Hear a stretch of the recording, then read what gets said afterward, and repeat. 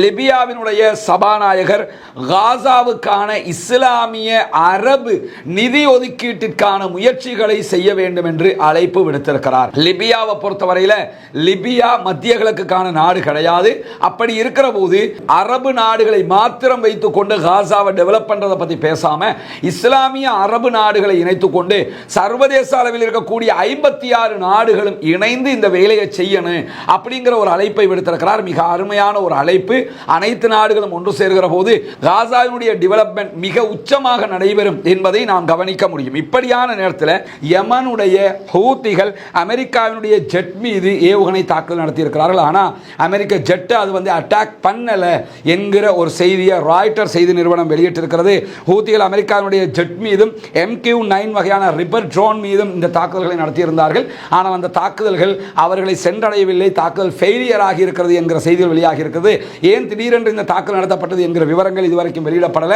யுத்தம் நிறுத்தப்பட்டதற்கு பிறகு, காசாவினுடைய சண்டை நிறுத்தப்பட்டதற்கு பிறகு தாங்களும் செங்கடலில் வரக்கூடிய கப்பல்கள் மீது, இஸ்ரேலுடைய அமெரிக்காவுடைய கப்பல்கள் மீது தாக்குதல் நடத்துவதை நிறுத்துகிறோம் என்றுதான் ஹூத்திகள் அறிவிச்சிருந்த நேரத்தில் திடீரென்று இந்த தாக்குதல் அவங்க நடத்தி இருக்கிறாங்க.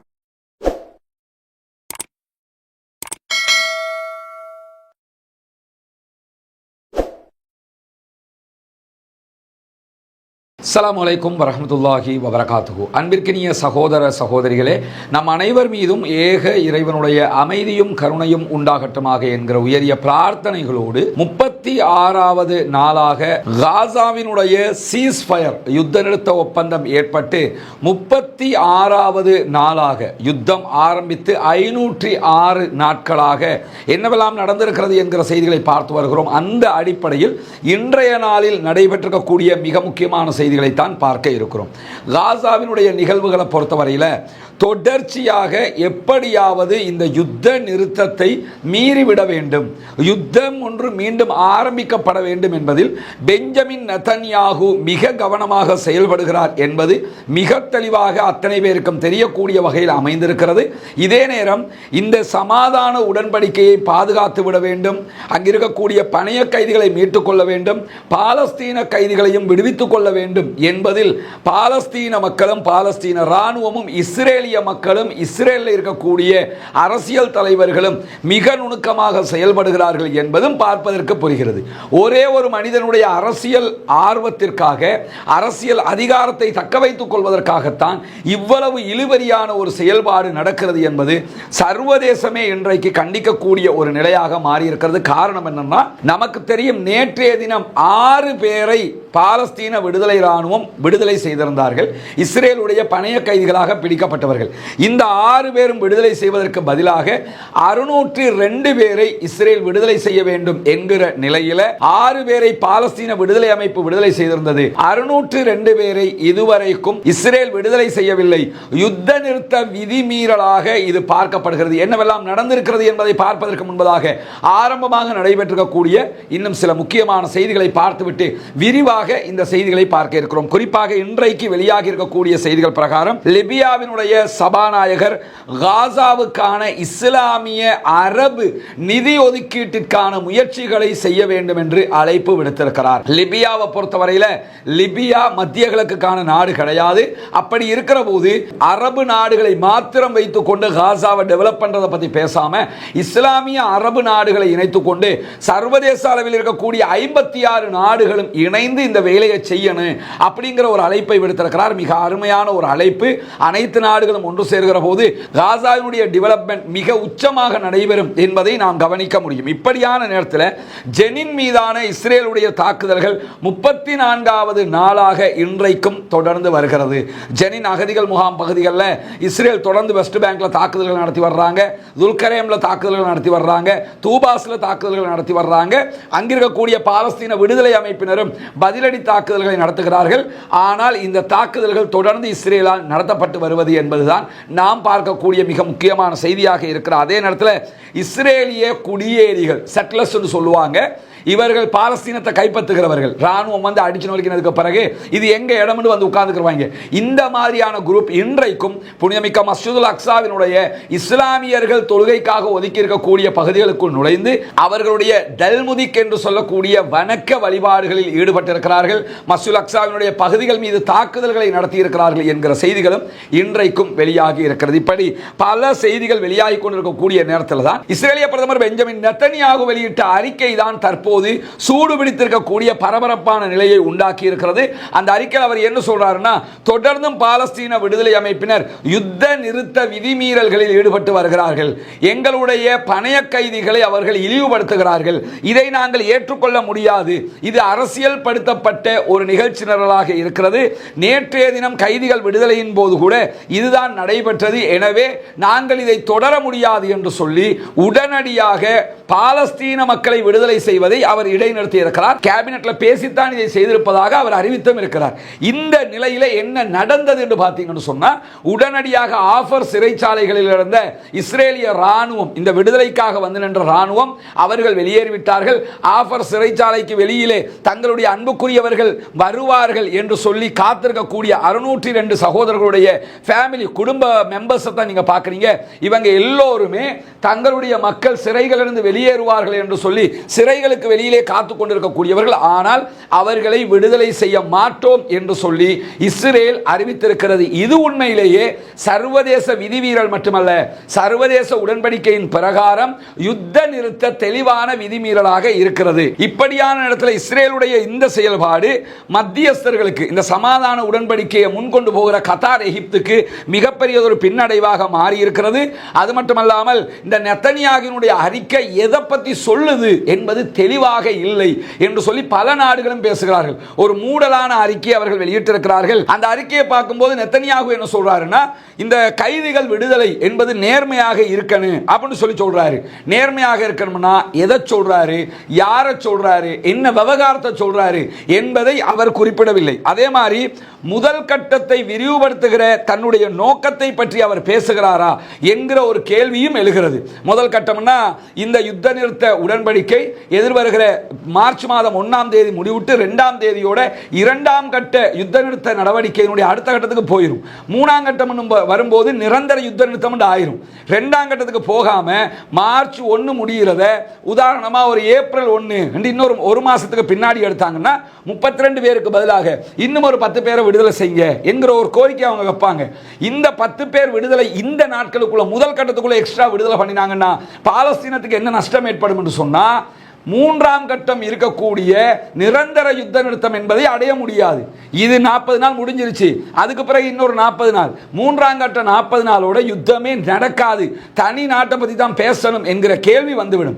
அதனால இதை நீட்டிச்சு கொள்றதுக்கு அவர் முயற்சி பண்றாரா இந்த அறிக்கையினூடாக என்கிற கேள்விகளும் இந்த இடத்தில் எழுவது மட்டுமல்லாமல், இந்த காலகட்டத்துக்குள்ள மேலதிகமான பணைய கைதிகளை மீட்டுக் கொள்வதற்கு அவர் ட்ரை பண்றாரா என்கிற கேள்வியும் எழுவதாக மர்வான் பிஷாரா உள்ளிட்ட அல் ஜசீராவினுடைய பிரபல ஆய்வாளர்களும் இந்த கேள்வியை எழுப்புவது மட்டுமல்லாமல், ஒவ்வொரு சனிக்கிழமையும் பாலஸ்தீன விடுதலை அமைப்பினர் நடத்துகிற இந்த கைதிகள் பரிமாற்ற விழாக்களை பற்றி அவர் பேசுகிறாரா என்கிற கேள்விகளும் எழுந்திருக்கிறது. இதை பார்த்து முடிய நமக்கு தெரிகிற ஒரு விஷயம் என்னன்னு கேட்டா, பெஞ்சமின் நெத்தனியாகுக்கு பிரச்சனையாகிறது வேற எதுவும் கிடையாது.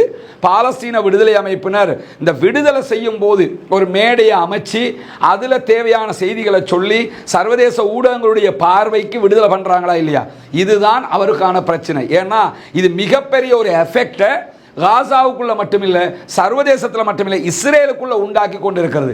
பாலஸ்தீன விடுதலை அமைப்புனா யாருங்கிறது காட்சிப்படுத்தப்படுகிறது என்பது அவருடைய மிகப்பெரிய இழப்பாக மாறி நிற்கிறது. ஏன்னா நேற்றைய தினம் விடுதலை பண்ணும்போது அந்த வீடியோக்களை இந்த யூடியூபினுடைய நிபந்தனைகள் பிரகாரம், அவங்க வச்சிருக்கக்கூடிய சட்டத்திட்டங்கள் பிரகாரம் நமக்கு இங்க வெளியிட முடியாது.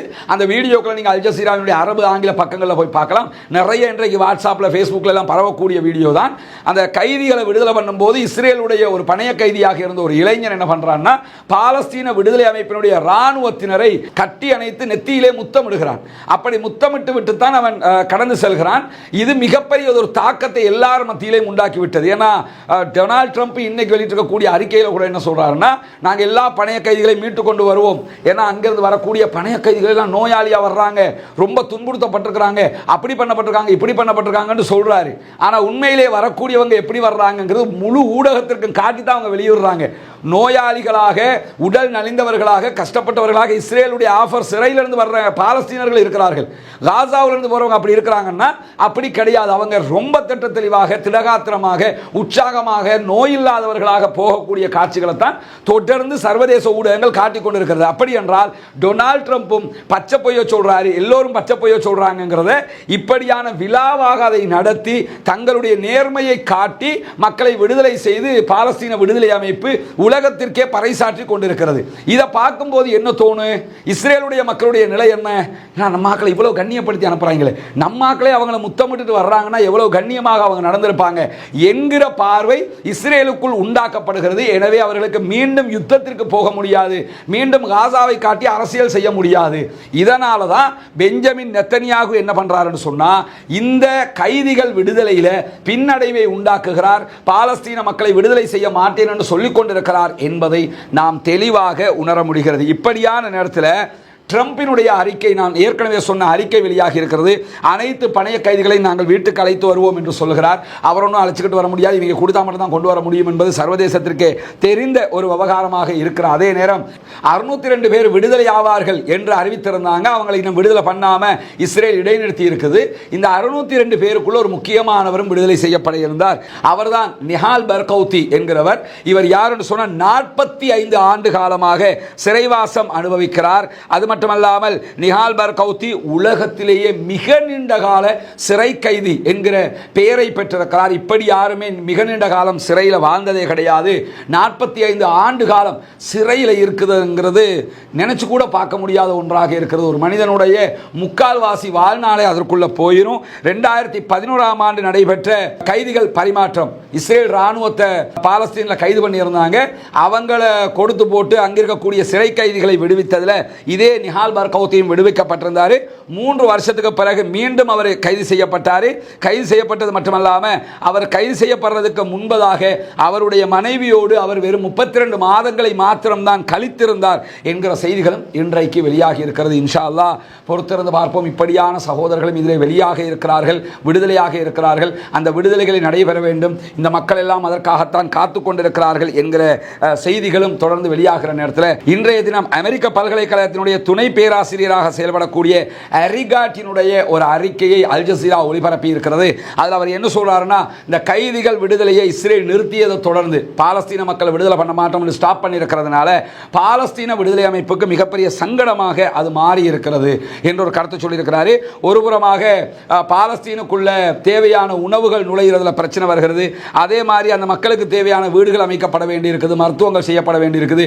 அதற்கான தேவைப்பாடுகளும் இடைநிறுத்தப்படுவதற்கான வாய்ப்பு இருக்கிறதுனால அது மிகப்பெரிய சங்கடத்தை பாலஸ்தீன விடுதலை அமைப்புக்கு உண்டாக்கக்கூடிய ஒன்றாக இருக்கிறது என்று சொல்லிட்டு, இந்த பெஞ்சமின் நெத்தனியாகு பொறுத்தவரை எப்பொழுதுமே ஒரு இழிவான மனிதராகவே பார்க்கப்படுகிறார் என்கிற ஒரு காட்டமான அறிக்கையையும் அவர் இன்றைக்கு விடுத்திருக்கக்கூடிய காட்சிகளை நம்ம பார்க்கிற அதே நேரத்தில் இஸ்ரேலுடைய ஜனநாயக கட்சியினுடைய தலைவராக இருக்கக்கூடிய யாயர் கோலன் இன்றைக்கு வெளியிட்டிருக்கக்கூடிய அறிக்கையில் என்ன சொல்றாருன்னா, நெத்தனியாகு போர் நிறுத்த ஒப்பந்தத்தை வெளிப்படையாகவே மீறுகிறார், நம்முடைய பணைய கைதிகளை மீட்டுக்கிட்டு வர்றது அவருடைய நோக்கமே இல்லை, இது மிகப்பெரிய குற்றம் என்று சொல்லி இன்றைக்கு அவர்களும் கண்டித்திருக்கிறார்கள். இஸ்ரேலுக்குள்ளேயும் நிறைய ஆர்ப்பாட்டங்கள் நடைபெற்று வரக்கூடிய காட்சிகள் இன்றைக்கு வெளியாகி இருக்கிறது. இப்படி தொடர்ந்தும் இஸ்ரேலிய மக்களுக்கு எதிராகவே பெஞ்சமின் நெத்தனியாகு செயல்பட்டு வருகிறார் என்கிற செய்திகள் வெளியாகி கொண்டிருக்கக்கூடிய நேரத்தில் இன்றைய தினம் லெபனானில் ஹிஸ்புல்லாக்களுடைய தலைவர் ஹசன் நஸ்ருல்லா மரணித்திருந்தார். இந்த யுத்தத்தின் போது கொல்லப்பட்டிருந்தார். அவருடைய ஜனாசா அடக்கம் செய்யப்படுகிற நிகழ்வு நடைபெறுகிறது. இந்த நிகழ்விலே ஹிஸ்புல்லா ஹிஸ்புல்லாஹ்வுடைய மிக முக்கியமான தலைவராக இருந்த ஹாஷிம் சஃபீதீன் அவர்களுடைய ஜனாசாவும் அடக்கம் செய்யப்படுகிற நிகழ்வாக இது இருக்கு. இங்க நீங்க பார்க்கலாம், பிரம்மாண்டமான மேடை, நினைச்சு கூட பார்க்க முடியாத ஒரு மேடை. இது ஒரு ஓவல் ஷேப்ல இருக்கக்கூடிய மிக பிரம்மாண்டமான ஒரு ஸ்டேடியமாக இருக்கிறது. இந்த ஸ்டேடியம் எவ்வளவு பிரம்மாண்டம்ங்கிறத நீங்க இங்க பார்க்க முடியும். அந்த ஸ்டேடியத்துக்குள்ள தான் தொழுகை நடத்துகிற அந்த ஏற்பாடுகளை செஞ்சிருக்கிறாங்க. இவ்வளவு சேர் போடப்பட்டிருக்கு, இங்கெல்லாம் சேர் இருக்குது. அப்படியே கிரிக்கெட் பார்க்கறதுக்கு மக்கள் வந்த மாதிரி பாருங்க, அவ்வளவு பிரம்மாண்டமான மக்கள் தொகை இங்கே வந்திருக்கிறது. இது அவங்க ஏன் இவ்வளவு பிரம்மாண்டமா ஏற்பாடு பண்ணியிருக்கிறாங்கன்னா, லெபனான் இன்னும் ஹிஸ்புல்லாஹ்களோடு இருக்கிறது என்பதை அவர்கள் நிரூபித்துக் கொண்டிருக்கக்கூடிய ஒரு காட்சியாக இருக்கிறது. இன்றைக்கு ஜனாசா அடக்கம் செய்யப்படுகிற இந்த நிகழ்வுக்காக ஈரானுடைய வெளிவிவகார அமைச்சர் அப்பாஸ் அராச்சி அவர்கள் லெபனானுடைய தலைநகர் பெய்ரூத்தினுடைய ரஃபீக் ஹரீரி விமான நிலையத்தை வந்தடைந்திருக்கிறார். அவரோடு இணைத்து ஈரானுடைய பாராளுமன்ற சபாநாயகராக இருக்கக்கூடிய ஹலிபாப் அவர்களும் வருகை தந்திருக்கிறார். அவங்க வரக்கூடிய டிப்ளமேட்டிக்ஸ் வரக்கூடிய காட்சிகளை தான் நீங்க பார்க்குறீங்க. இதில் ஹைலைட்டட் என்னன்னு சொன்னா, கடந்த 2 மாதமாக ஈரானுடைய எந்த விமானமும் பெய்ரூட்ல ரஃபீக் ஹரீரி விமான நிலையத்தில் வந்து இறங்குவதற்கு முடியாது என்று சொல்லி லெபனானுடைய அதிகாரிகளும் இஸ்ரேலுடைய பேச்சை கேட்டுக்கிட்டு இறங்க விடாம தடுத்து கொண்டே இருந்தாங்க. இன்றைய தினம் இந்த 2 பேரும் 3 விமானங்களில் வந்து அடைந்திருந்தார்கள் லெபனானை. ஏன் 3 விமானங்கள் வந்தாங்கன்னா, இவர் ஒரு தனி விமானத்தில் வந்திருந்தார், இவர் ஒரு தனி விமானத்தில் வந்திருந்தார். ஒரே விமானத்தில் 2 பேருமே வரல. பாதுகாப்பு காரணங்கள் காரணமாக திடீரென்று ஒரு தாக்குதல் நடத்தப்பட்டாலும் ஒரே விமானத்தில் 2 பேரும் இருந்து அது ஆபத்தாக முடிந்துவிடக் கூடாது. 2 பேரும் தனித்தனி விமானங்களில் வந்தாங்க. இவங்க 2 பேருமே வருகிற போது தனியாக இன்னொரு விமானம் வந்திருந்தது. அதான் ஷாக் விமானம். அதை ஒரு ஷாக் ட்ரீட்மெண்ட் கொடுத்த விமானமாக இருந்தது. அதுக்கான காரணம் என்ன சொல்லப்படுதுன்னா, இன்கேஸ் ரஃபீக் ஹரீரி விமான நிலையத்தில் நீங்கள் தரையிறங்க கூடாது என்று சொல்லி லெபனானுடைய அதிகாரிகள் அறிவித்திருந்தாலும் இவங்க தரை இறங்குவாங்க. ஏன்னா அங்க இருக்கக்கூடிய ரேடார் செட்டப்பை கண்காணிக்கக்கூடிய, அதை கேப்சர் பண்ணி இறங்குவதற்கு, பலவந்தமாக இறங்குவதற்குரிய ஏற்பாடுகளை துணையாக வந்த விமானத்தில் இருந்து அதிகாரிகள் செயல்படுத்துவார்கள். கீழே இறங்க போறாங்க, கீழே விமான நிலையத்தில் இறங்குறதுக்கு விமான நிலையம் அனுமதி தரலன்னாலும் அவங்களை மீறி இவங்க இறங்குவாங்க. இறங்கும் போது வேற விமானங்கள் வந்து கிளாஷ் ஆகிடக்கூடாதுல்ல, முட்டி மோதிக்கல கூடாதுல்ல, அதற்காக வேண்டி ரேடார் கண்காணிப்பை கரெக்டாக, அவர்களுடைய ரேடார் கண்காணிப்பை கேப்சர் பண்ற வேலையை யார் செய்வாங்கன்னா, 3வது விமானத்தில் வந்தவங்க செய்வாங்க. அப்படி என்ன புரிஞ்சுக்கிறோம்னா, ஈரானுடைய தொழில்நுட்பம் இன்னொரு நாட்டினுடைய ரேடாருக்குள்ள நுழைஞ்சி அவங்களோட ரேடாரையே கைப்பற்றுகிற அளவுக்கு, அதை கையில் எடுத்து வேலை பார்க்குற அளவுக்கு இருக்குது. அதை செய்யறதுக்கு தயாராக தான் வந்தாங்க. அது செய்கிற தேவை வரவில்லை. 3 விமானமும் பத்திரமாக தரையிறங்கி இருக்கிறது. இவர்களை இன்றைக்கு லெபனானுடைய ஜனாதிபதி அவர்களும் சந்தித்திருக்கிறார். அது மட்டுமல்லாமல் இன்றைக்கு அந்த ஜனாசா அடக்கம் பண்ணுகிற நிகழ்வில் 2 பேரும் கலந்து கொண்டு உரையாற்றி இருக்கிறார்கள். அந்த உரைகள் அவங்க என்ன சொன்னாங்க, ஹிஸ்புல்லா லீடர் என்ன சொன்னாருங்கிற விவகாரங்கள் எல்லாம் தனியாக ஒரு நம்ம பேசப்பட வேண்டியது இல்லைனா வீடியோ நீண்டுவிடும் என்பதால் அதை நம்ம இதுக்குள்ள சேர்க்க இல்லை. அதே நேரத்தில் இன்றைக்கு லெபனான்ல ஹிஸ்புல்லாஹ்வுடைய தலைவருடைய இந்த இறுதி சடங்குகள் நடைபெற்றுக் கொண்டிருக்கக்கூடிய நேரத்தில் இஸ்ரேலுடைய ஜெட் விமானங்கள் லெபனானுக்கு மேலாக பறந்து செல்கிற காட்சிகள் வெளியாகி இருக்குது. ஏன்னா ஒரு த்ரெட்னை கொடுக்குறாங்க, ஒரு எச்சரிக்கையை கொடுக்குறாங்களாம். அதையெல்லாம் கணக்கட்டா இவங்கெல்லாம் வந்திருக்கவே மாட்டாங்க. இந்த ஈரானுடைய அதிகாரிகளை பொறுத்தவரையில் நாங்கள் போகவா வரவான்னு கேட்டுக்கிட்டு செய்கிற ஆட்கள் கிடையாது. இந்த வந்தாருங்க, நீ இறங்க விடலான்னு நாங்கள் இறங்கும்டா, அந்த மாதிரி வந்து கெத்து காட்டிக்கிட்டு உள்ளே இறங்கி இருக்கிறாங்க. இந்த நேரத்தில் தான் அவர்களுடைய இஸ்ரேலுடைய ஜெட் விமானங்கள் பறந்து கொண்டு இருக்கிறது. அவங்களுடைய ஜெட் விமானம் பறந்து கொண்டு இருக்கக்கூடிய இதே நேரத்தில் ஈரான் சார்பாக கடந்த 2 வாரங்களாக ஈரானுடைய இராணுவ முகமைகள் ஒரு மிகப்பெரிய இராணுவ பயிற்சியில் ஈடுபட்டு வருகிறார்கள். திடீரென்று அமெரிக்காவோ இஸ்ரேலோ தங்கள் மீது தாக்குதல் நடத்தினால் அதை எப்படி தவிர்த்து கொள்வது, அதற்கு எதிரான தாக்குதல்களை எப்படி நடத்துவது என்பதற்கான பயிற்சிகளாக அது இருக்கிறது. இதில் ஸ்பெஷல் என்னன்னு கேட்டால், கடலுக்குள்ள நீர்மூழ்கி கப்பல்களில் இருந்து ஏவுகணைகள் ஏவப்பட்டால், நீர்மூழ்கி கப்பல்களில் இருந்து ஏவப்படுகிற ஏவுகணைகளை வானத்தில் பறந்து கொண்டே தடுப்பதற்கான சிஸ்டமேட்டிக் ஹெலிகாப்டரினூடாக பதில் தாக்குதல்களை நடத்தி தடுப்பதற்குண்டான டெக்னாலஜியை வளர்த்து கொண்டிருக்கிறது ஈரான். அந்த டெக்னாலஜியையும் அவங்க பயிற்சியில் ஈடுபடுத்தி பார்த்திருக்கிறாங்க. பெரிய அளவிலான ஒரு இராணுவ பயிற்சியாக இருக்கிறது. அது மட்டுமல்லாமல் நூற்றுக்கணக்கான டேங்குகளை வச்சு பயிற்சிகள் எடுக்கப்படுகிறது. நீர்மூழ்கி கப்பல்களை பயன்படுத்தி இவங்க பயிற்சிகளை எடுத்துக்கொண்டிருக்கிறார்கள். ட்ரோன் கேரியர் கப்பல்களில் இருந்து ட்ரோன் ஏவுறதுக்கு தனி கப்பலை வச்சுக்கிட்டு என்ன பண்றாங்கன்னா பயிற்சிகளை ஈடுபடுறாங்க. இப்படி பலவிதமான பயிற்சிகளிலும் அவர்கள் இன்றைக்கு ஈடுபட்டு கொண்டிருக்கக்கூடிய நேரத்தில் தான் ஹசன் நசருல்லாவுடைய ஜனாசா அடக்க நிகழ்வு நடைபெறுகிறது. அங்கே இந்த 2 பேரும் போயிருக்கிறாங்க.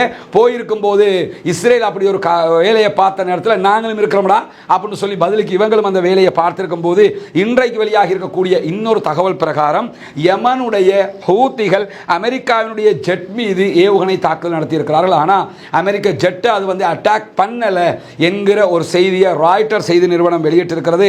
ஹூத்திகள் அமெரிக்காவினுடைய ஜெட் மீதும் MQ-9 வகையான ரிப்பர் ட்ரோன் மீதும் இந்த தாக்குதல்களை நடத்தியிருந்தார்கள்.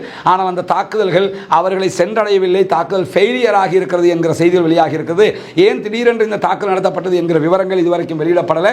யுத்தம் நிறுத்தப்பட்டதற்கு பிறகு, காசாவினுடைய சண்டை நிறுத்தப்பட்டதற்கு பிறகு தாங்களும் செங்கடலில் வரக்கூடிய கப்பல்கள் மீது, இஸ்ரேலுடைய அமெரிக்காவுடைய கப்பல்கள் மீது தாக்குதல் நடத்துவதை நிறுத்துகிறோம் என்றுதான் ஹூத்திகள் அறிவிச்சிருந்த நேரத்தில் திடீரென்று இந்த தாக்குதல் அவங்க நடத்தி இருக்கிறாங்க. இது தொடர்பான மேலதிக தகவல் வரும்போது உங்களோடு நாம் அதை பகிர்ந்து கொள்ள தயாராக இருக்கிறோம். பாலஸ்தீனம் வெற்றி பெற வேண்டும், பாலஸ்தீனம் சுதந்திரம் அடைய வேண்டும், பாலஸ்தீன மக்கள் நம்மை போன்ற நிம்மதியானவர்களாக மாற வேண்டும் என்கிற உயரிய பிரார்த்தனைகளோடு பாலஸ்தீன மக்களுக்காக துஆ செய்ய மறந்து விடாதீர்கள். ஜனநாயக ரீதியாக அந்த மக்களுக்காக குரல் எழுப்ப மறந்து விடாதீர்கள். வாஹிர் தஅவானா அல்ஹம்துலில்லாஹி ரப்பில் ஆலமீன்.